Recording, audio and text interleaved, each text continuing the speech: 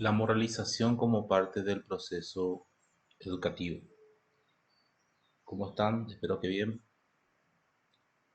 El tema 14 fue la personalización como parte del proceso educativo. El 15, la socialización como parte del proceso educativo. Y la última parte, la moralización como parte del proceso educativo. Bien, el texto es el mismo de siempre porque los tres contienen el mismo. Y vemos la diapositiva de la clase de hoy.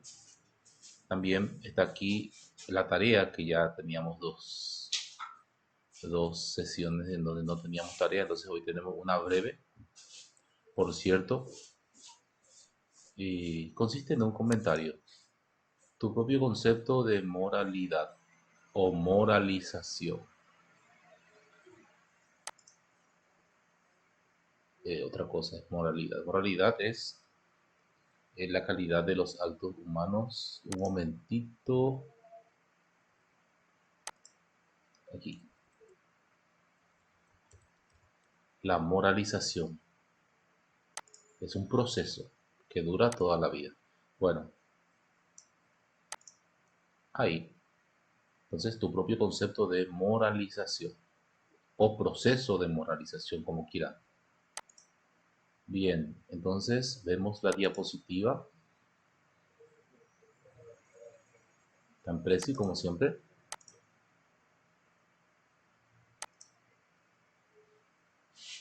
Moralización como parte del proceso educativo. El concepto de moralización, dice, es un proceso típicamente humano por el cual se acepta la norma y la ley como explicación de la conducta humana, que se responsabiliza de cumplirla o transgredirla. Pero uno es consciente de ello, de que existe una ley. No es un simple proceso de maduración, porque no es el resultado de transformaciones iniciadas en la etapa embrional. Por más que presuponga fundamentación biológica, la moralización no es innata o constitucional, se adquiere en virtud del aprendizaje. El hombre cuando nace no es moral, es amoral, y a lo largo de la vida se va moralizando. Aprende a responsabilizarse de sus propios actos.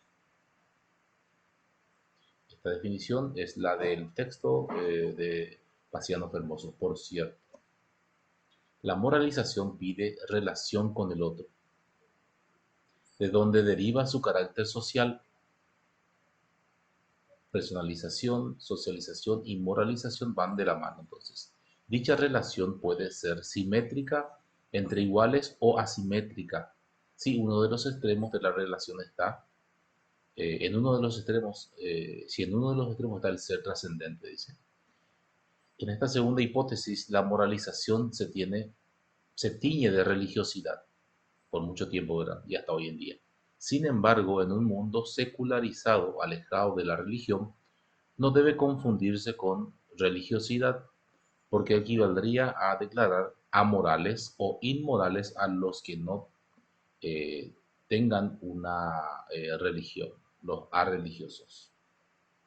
Y no lo son, de hecho. Las investigaciones transculturales con personas de diversos credos religiosos permitieron a un especialista de la solvencia de Kohlberg escribir estas palabras.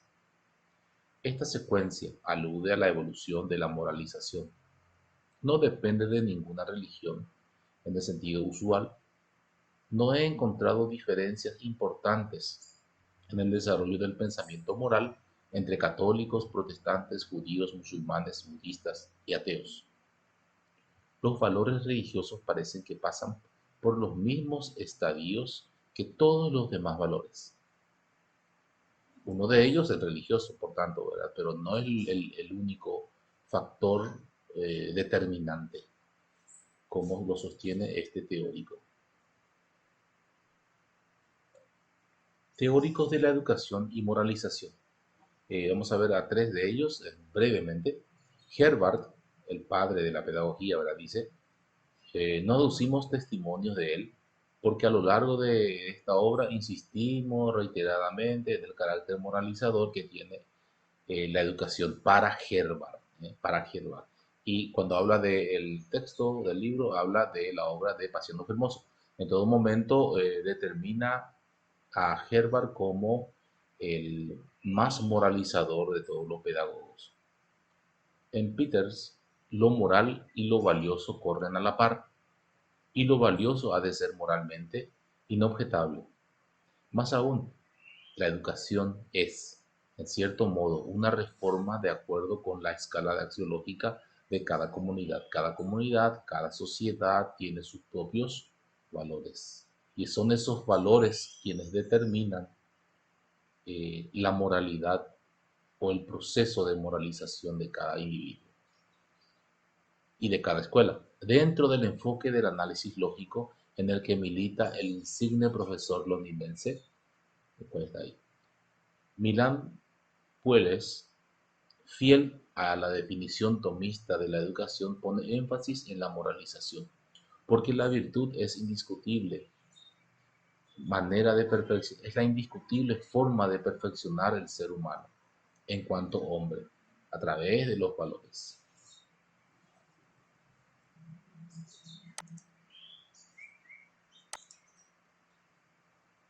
Moralización, represión y neutralidad moral. Veremos si existe esa neutralidad moral.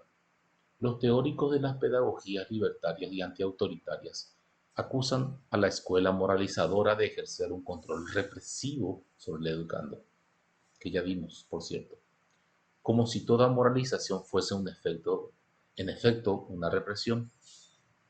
Para los teóricos de la conciencia, la moralización es el centinela que obstaculiza el paso a dejar franco el acceso a quien desea penetrar en el santuario del yo, el super yo sería.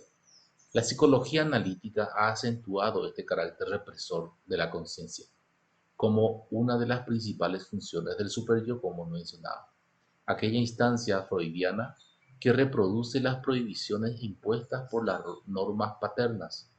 Toda represión estaría hecha por la conciencia, que daría normas y leyes.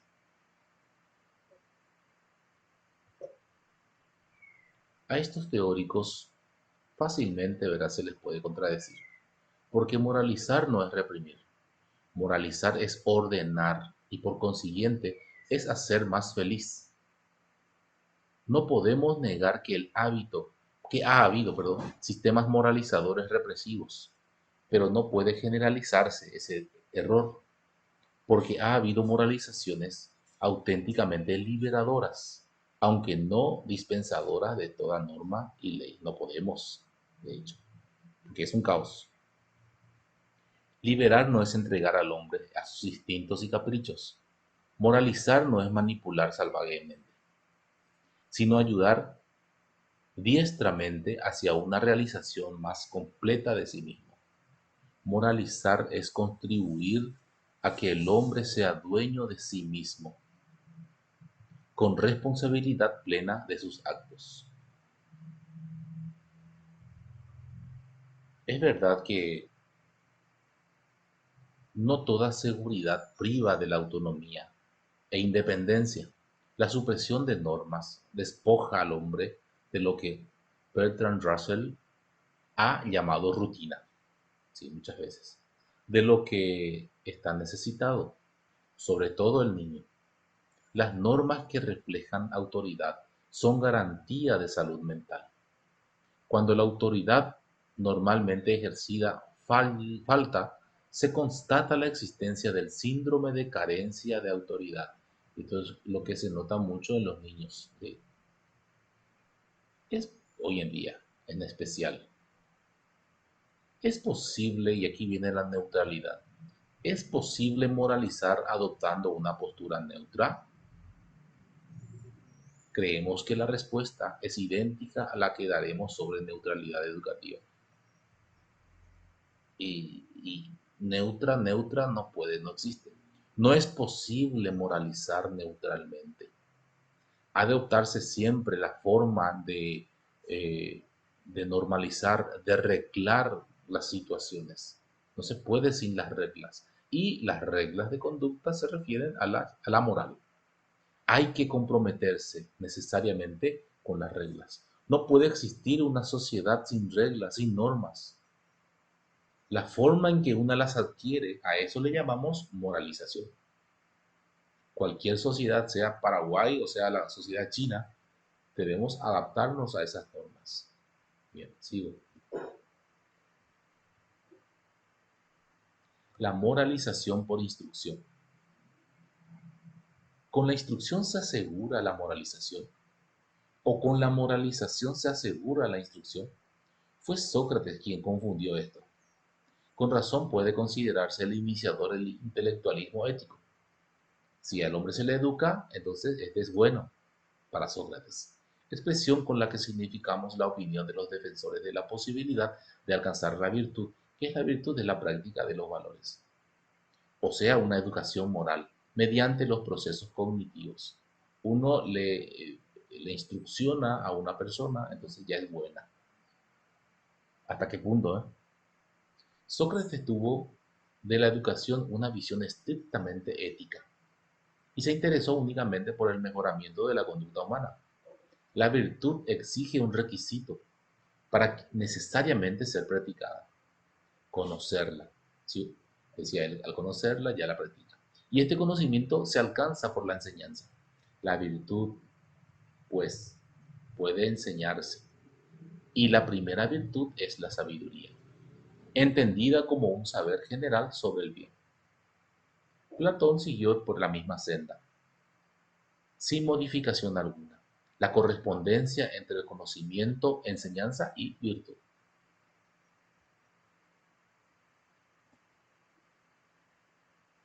Aristóteles, artífice de la distinción entre virtudes teoréticas y dianoéticas y las virtudes prácticas o éticas, distingue, él sí distingue. La educación era, en este contexto, doble, intelectual y moral. Por un lado, separa, no es confunde como Sócrates. Confundir significa unir, fundir con el conocimiento intelectual con la moral. Sin embargo, Aristóteles distingue, divide. La virtud es la meta de ambas, por supuesto, pero intelectual o ética, según se tratase la educación intelectual o moral. El hábito moral o del bien obrar está dirigido por la razón y es logrado gracias al esfuerzo de la voluntad. ¿Y qué dice San Agustín? San Agustín ya es un poquitito más vivo, ya de todo lo aprendido, con su pretendido voluntarismo, porque él habla de la libertad. El hombre tiene la libertad de decidir sobre el bien y el mal. Defendió el primado de la voluntad sobre la inteligencia y no pudo incurrir en el intelectualismo ético. Claro, se esquivó. La bondad o malicia de las acciones radica en la voluntad, tal y como lo expresó en su famosa frase voluntas et qua peccator. Se peca por la voluntad. Bueno, a ver cómo andamos, grupo. Y hoy es viernes encima. La psicología moderna indirectamente se ha pronunciado en esta cuestión. Piaget, en su primera etapa de investigador, reduce la educación moral a la formación del juicio moral, por las edades, las etapas. Y esto de hecho que lo ha demostrado, que tiene un desarrollo paralelo al genético epistemológico también, porque el juicio moral es un aspecto de la actividad intelectual. La educación moral ha de culminar en una autonomía en la esfera de la moralidad. Cuando hablábamos de eso anteriormente, ¿verdad? De la madurez, pero él habla de la autonomía. ¿Y qué quiere decir la autonomía? Dueño de sus propias normas. Uno se apropia, se adueña de las normas y es consciente de ello. Me refiero al niño en cierta edad ya es dueño de su voluntad, la autonomía. Tras haber pasado el niño por periodos de anomia a sin nomos leyes. Siempre, el niño pequeño no tiene normas, se le debe imponer. Después, primeramente anomía, un bebé recién nacido. Después ya heteronomía, los padres que le imponen. Y por último, la autonomía. Bueno, eso es lo que se pretende a través de la educación. En Freud, el origen y desarrollo de la conciencia moral y su formación siguen otros derroteros, bueno, los de su teoría psicodinámica y la conciencia moral está condicionada por el desarrollo de la sexualidad y su influencia de los modelos parentales, ojo con eso, no por la instrucción, él lo separa totalmente, ¿verdad? Y lo reduce todo al desarrollo de la sexualidad. Bueno, bien por él. Y termina nuestra diapositiva de hoy.